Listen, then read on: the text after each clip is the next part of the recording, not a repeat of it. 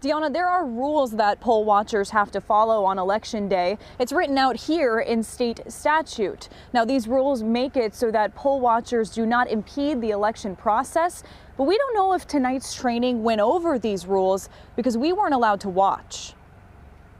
Less than 5 weeks out from Election Day. You guys are going to go through a training. The Republican National Committee and Trump campaign in Franklin Wednesday, training about 24 volunteers to become poll watchers. I want to protect the vote from the last time we had the election, and I believe it was wrong, and I want to make sure that we can get the right amount of ballots in the boxes that are supposed to be where they're supposed to be. 12 News got an invite to Wednesday's event at the Franklin Library, but we were not allowed inside the private room to observe the actual training. RNC officials not doing interviews about it either, and they did not give a specific reason why we had to leave.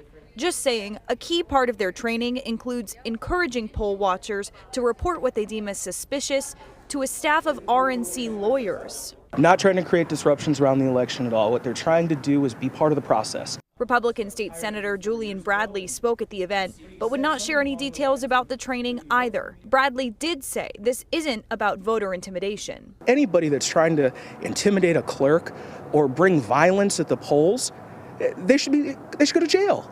That's not part of this process.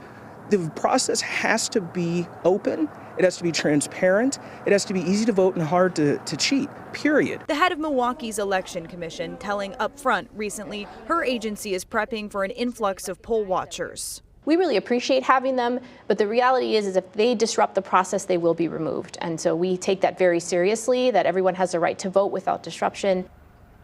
Emily, this is part of a nationwide effort by the Republican National Committee. Yeah, Deanna, the RNC says that they've recruited more than 200,000 poll watchers around the country.